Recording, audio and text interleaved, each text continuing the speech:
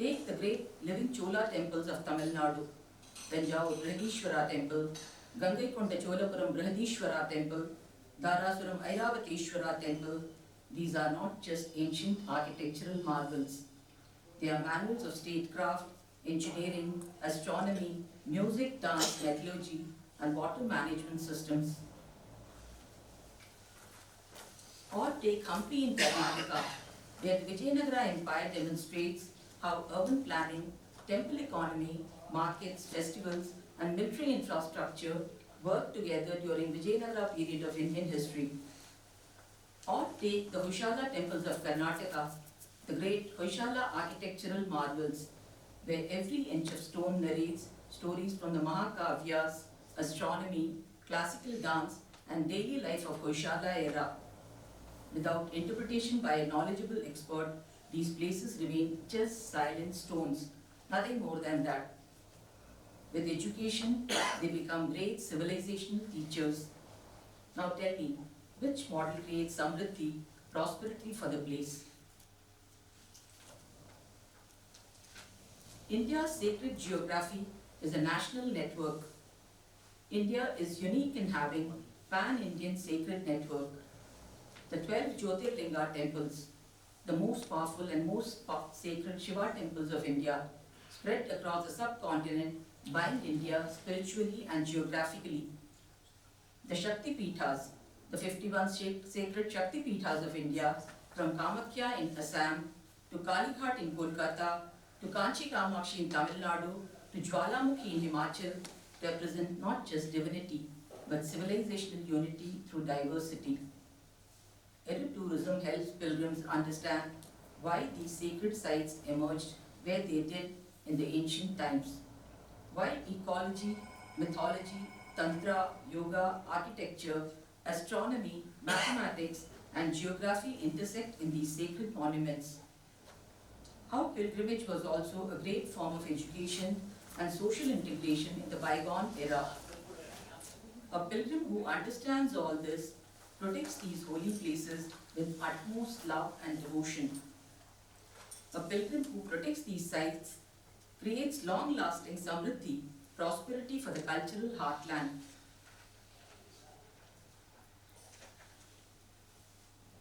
Next, we come to the cultural festivals of India. Cultural festivals of India are profound knowledge systems. India's cultural festivals are not just entertainment events, they are living knowledge transmission systems. Classical dance festivals like Natyanjali Dance Festival of Chidambaram Nataraja Temple, Brihan Dance Festival of Tanjavur Brihadishwara Temple, Khajuraho Dance Festival of Madhya Pradesh, Modhera Dance Festival of Sun Temple Modhera in Gujarat, Konark Dance Festival of Sun Temple Konark in Odisha, Pattadakal Dance Festival of Karnataka, Mamallapuram Dance Festival of Mahabalipuram. These are not just stages for classical dance placed near ancient temples. They are ritual extensions of ancient India's temple philosophy. Similarly, classical music festivals like Tansen Sangeet Samaroh of Gwalior in Madhya Pradesh, Tiruvaya Tyagaraja Aradhana of Tanjavur in Tamil Nadu, Purandardas Aradhana of Karnataka, Baul Kentuli Mela of Bengal, Sankat Mochan Sangeet Samaroh of Varanasi. All these classical music festivals remind us that music in India evolved not in concert halls, but in royal courts, temples, and spiritual lineages. Tourism ensures that visitors understand why art happens today where it does. Next, we come to the full cultural ecosystem beyond India's temples. Samriddhi does not stop at sacred monuments and cultural festivals. Samriddhi includes forts, palaces, and havelis of Rajasthan, old Chettinad mansions of Tamil Nadu, ancient stepwells of Rajasthan and Gujarat, age-old craft and weaving clusters of India, urban hearts scattered all over the country, sacred treks in the Western Ghats and in the Himalayas, countless museums and art galleries across the nation, exotic culinary traditions of different regions of India, heritage hotels in the ancient palaces, forts and havelis, holy ashrams, mats and yoga centers, Mughal architecture, British colonial architecture, Jain architecture, Buddhist archaeological sites and monasteries. Each of these is a great learning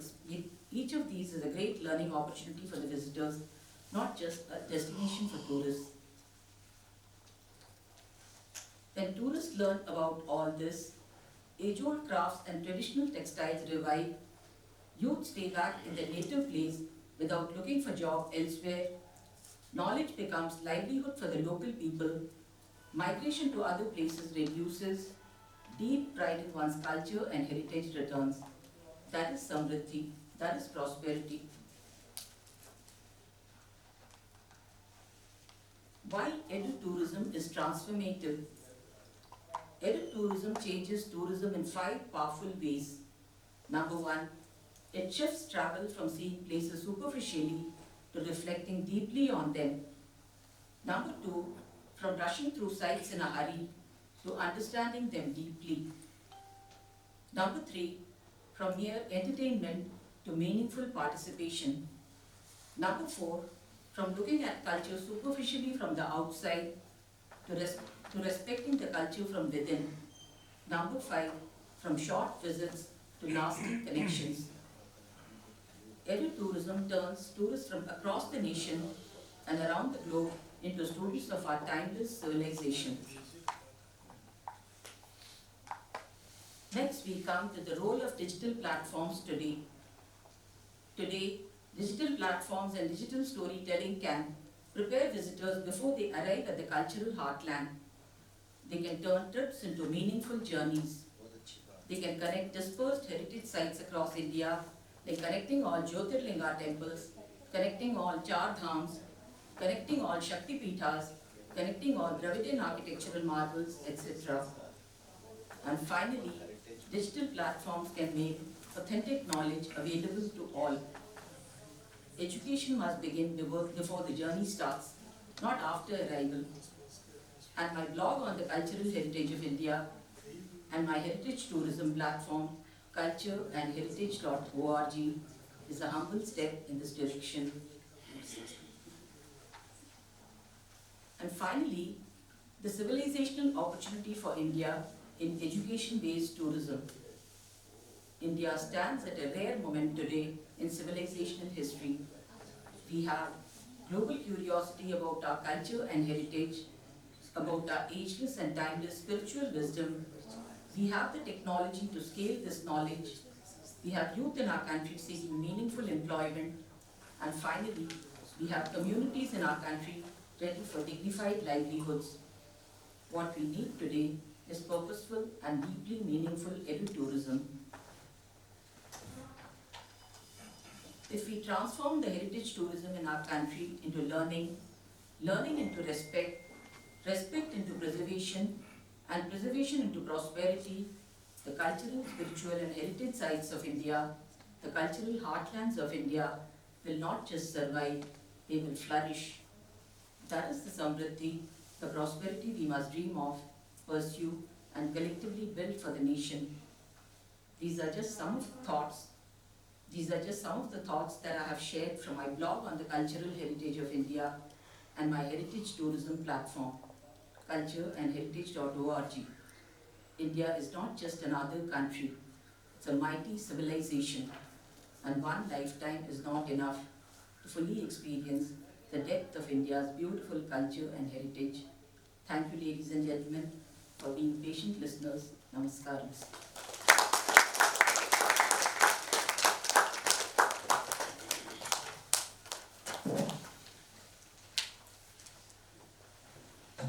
Thanks a lot, ma'am. तीर्थाटन, देशाटन और पर्यटन की संस्कृति और सभ्यता भारत को जो आपने पिरोया है बहुत ही उद्भट है और ma'am from a chemical engineer to a civilizational engineer, I would rather say Madam Mala Chandrasekhar is truly leading a very silent revolution by her very authentic pieces on culture and heritage.org, very passionate writings, very elaborate ones, and somewhere like we have to market each and every edu destination of Sanatan Bharat across the nook and cranny of 32 lakh square kilometer currently and way beyond after that. मंदिरों की आपने बात कही और राम जन्मभूमि पुनर्स्थापन की 2 वर्ष पूर्ण हुए और अर्थशास्त्रियों ने बहुत ही उद्भटता से बताया कि what kind of revenue, what kind of artha is there in our धार्मिक pursuits।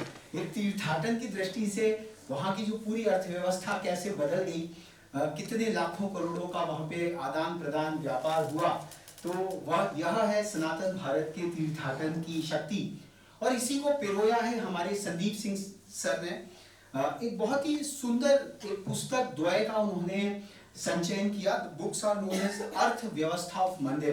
Professor Sandeep Singh sir is the chairperson of the board of governors of IIM Kashipur.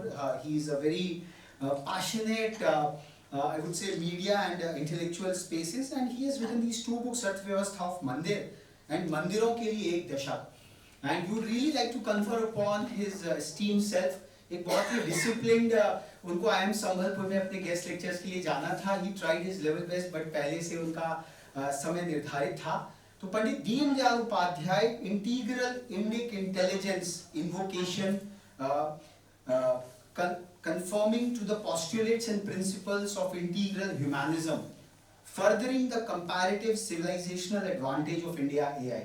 India AI पे लेकर आज बहुत बातें हो रही हैं कि what directions and dimensions the forthcoming age of AI, जैसा कि अश्विनी सर बता रहे थे कि this is the next age of revolution, तो उसमें उसके यूज केसेस कैसे होंगे। समवेयर और the other Sandeep sir has really given that footprint कि हमारी जो सभ्यता है वह इन मंदिरों में है। We would really like to confer upon this lovely book अर्थव्यवस्था ऑफ मंदिर एंड मंदिरों के लिए एक दशक, which is quite a work book, and I would like to read out the citation for bringing to the fore in a uniquely placed format of an executable workbook the quintessential nuggets of Bharatiya AI, which is nothing but आध्यात्मिक intelligence. स्वप्न से सुषुप्ति तक वेदांतिक लोगों में एक मानस में सृष्टियां हो जाती हैं। योग वाशिष्ठ का अगर आप अध्ययन करें तो किसी के स्वप्न में ही सृष्टि का व्याख्यान है वहां पर। Much needed to make sense of the self in the upcoming age of AI। जो सेल्फ को ध्यान करने की जो यौगिक परंपरा है, यम नियम आसन प्राणायाम धारणा ध्यान समाधि पूरी जो अष्टांग योग है, it is all about making sense of the self, conforming to the postulates and principles of integral humanism, furthering the comparative civilisational advantage of India AI. Sandeep sir ने कहा कि क्योंकि अश्विनी सर आ रहे हैं तो हम दोनों ही रूपों में कि वही प्रदान करें और वही स्वीकार करें। संदीप सर का यह साइटेशन हम लोग ब्रजभूमि से आते हैं, एक रूप से हमारे ठाकुर गिरिराज जी पूज रहे हैं और एक रूप से वो पुजाए रहे हैं और खुद ही लड्डू पूड़ी खा रहे हैं। So this is what Indic AI is all about, की जो वही एक परब्रह्म परमात्मा हम सभी में विद्यमान है। तो मैं निवेदन करूंगा संदीप सर से कि वो संदीप सर को अश्विनी सर को भी संदीप सर को प्रदत्त करें और उनका ये साइटेशन स्वीकार करें हमारे चेयरपर्सन रजनीश वैस सर से। यह बड़े ही यूनिक बुक्स हैं और the way Sandeep sir rights his books, he crowd funded it all कि मुझे आप केवल 1000 रुपया का सपोर्ट दीजिए टू राइट दिस बुक। तो जैसा कि आपने कहा कि 651 करोड़ का मार्स मिशन पहुंच गया, तो ऐसे हमारे प्रभावी ज्ञानी विद्वजन हैं कि ज्ञान का व्यापार नहीं है सनातन राष्ट्र में। बहुत खुशी हो रही है उनके बिहाफ पर।